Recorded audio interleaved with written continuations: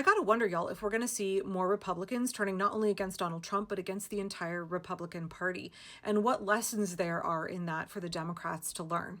There was an interesting story that broke yesterday about former Tea Party Republican Congressman Joe Walsh leaving the Republican Party and becoming a Democrat.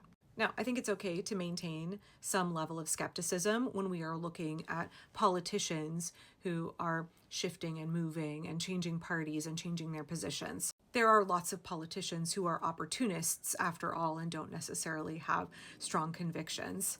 But I also think it's okay to have some measure of optimism as well.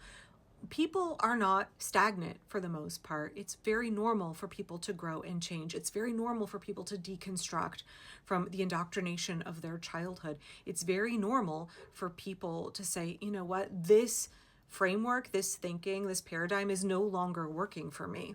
And it's okay for people to have epiphanies and to take accountability and to try to make amends for the wrongs they have done in the past. Speaking as somebody who had some very conservative leanings and was in a conservative religious denomination and went through that whole deconstruction process, I always want to respect the fact that people are in process. People have to take the time to do the work to unpack and unlearn.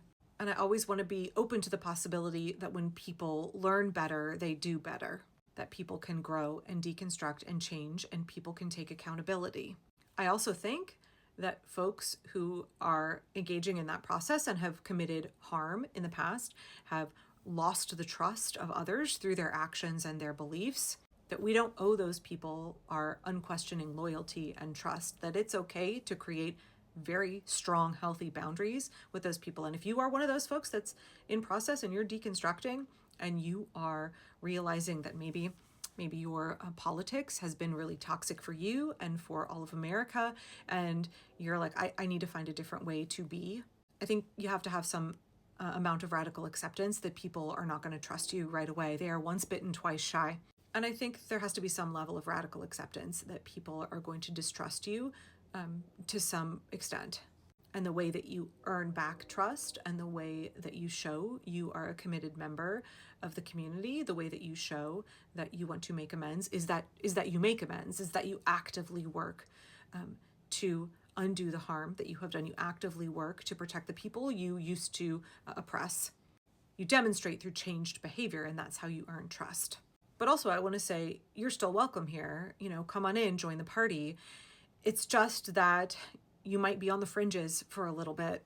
We aren't obligated to be fully trusting from day one. And that's sort of how I feel when I listen to Joe Walsh, although he has for a while been working to transition, to deconstruct. He went from being a Tea Party Republican to an independent. He went from supporting Trump to speaking out against him. And now he's joined the Democrats. So I want to share with you a piece from The Nation that just came out. It's entitled, "Why This Former Republican Has a Lot to Teach the Democrats. The party should be listening to former Tea Party stalwart Joe Walsh." No, really. It's by Chris Lehman, and it was published today. I thought it came out late last night. I guess I was reading until after midnight. As usual, I'm going to quote off and on from this article and definitely editorialize as I go. So Joe Walsh was an ardent recruit to the anti-government Tea Party movement. He was never afflicted with the nostalgia for a gauzy bipartisan Beltway consensus, the drug of choice for many never-Trump apostles, from right-wing pundits Brett Stevens and Max Boot to ineffective GOP hangers-on in Congress like Maine Senator Susan Collins and former Nebraska Senator Ben Sasse. Okay, Layman, I like your article already. Because Walsh launched his political career as an ideological brawler, he understands that the Trump crisis was something that the country needs to fight its way out of.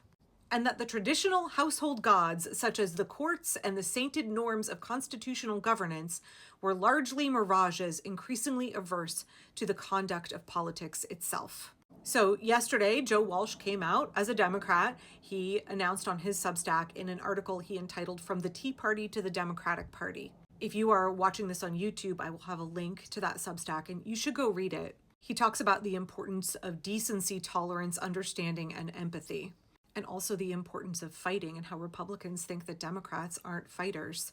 Actually, there was one line in his Substack that really stood out to me. He said, if there's ever been a moment when Americans are crying out for a Democratic Party with some fight, it's now. So back to Lehman's article in The Nation, Walsh's core lament is basically, to paraphrase Ronald Reagan, he didn't leave the Republican Party, the party left him. The MAGA cult of Trump, Walsh writes, is a mortal threat to our democracy. Anyone who cares about the Constitution cannot sit by and watch as fundamental American values, the rule of law, democracy, and pluralism are attacked daily. To defeat my former party and defend democracy, we must do something different. We must assemble a broad coalition of moderates, progressives, and yes, even conservatives. This is exactly what I talked about yesterday. This is also the same thing that Rachel Maddow has been saying. It's the same thing Indivisible has been saying. It's the same thing Dr. Erica Chenoweth has been saying. And this gets to what I was just quoting from Walsh.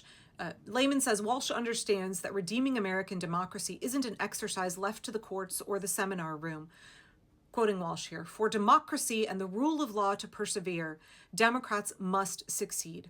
And I want to help. I want to help Democrats win. And to win, Democrats must fight. And I mean really fight. I'll say it one more time. Democrats must fight.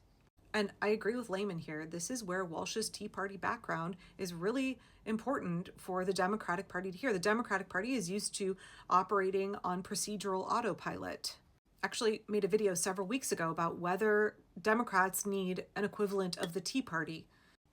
Not that I'm necessarily the hugest fan of populism, but a populist movement of fighters willing to stand up and fight for this country and for democracy, to reclaim the party from establishment do-nothing corporate Democrats.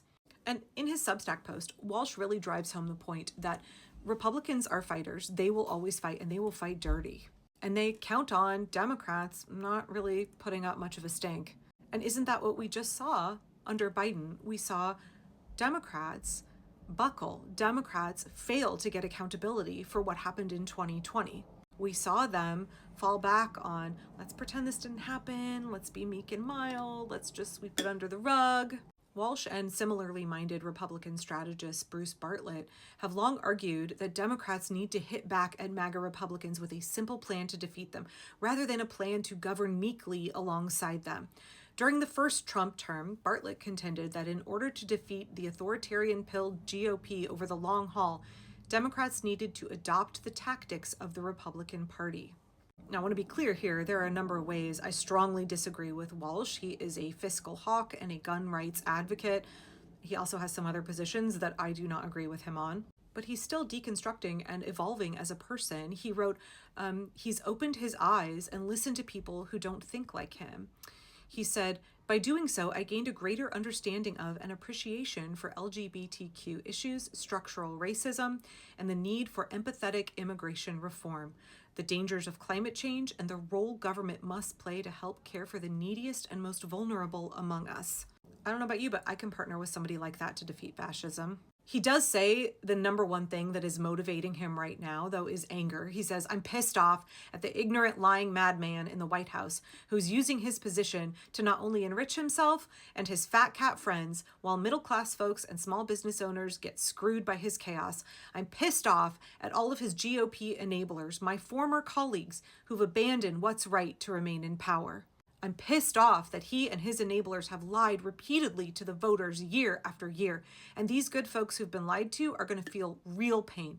And Trump and his GOP enablers do not give a damn. I'm pissed because the opposition party, the Democratic Party, should be every bit as righteously pissed off as me. I mean, we're seeing criticism. I've been lobbing criticism at establishment Democrats who are trying to move the Overton window to the right. But they're doing all of the wrong things. If you want to try and borrow things from the Republican Party, take their tenacity, take their viciousness, take their drive and their fight. If you put forth the policies of the Democratic Party and you don't tell people what party they're affiliated with, they are overwhelmingly popular with working class people. The policies are not where the Democrats' popularity problem lies at all. What the American people are desperate for is a party that will fight for us, is a party that gives a shit about the working class, is a party that prioritizes the American people above corporate interest, and will fight tooth and nail to protect our rights, to create an America where we all have access to life, liberty, and the pursuit of happiness.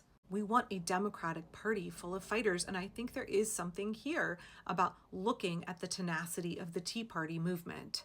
And I would add here at the end, it's time to elevate those members of the Democratic Party that are fighters, because they are there. We need more fighters.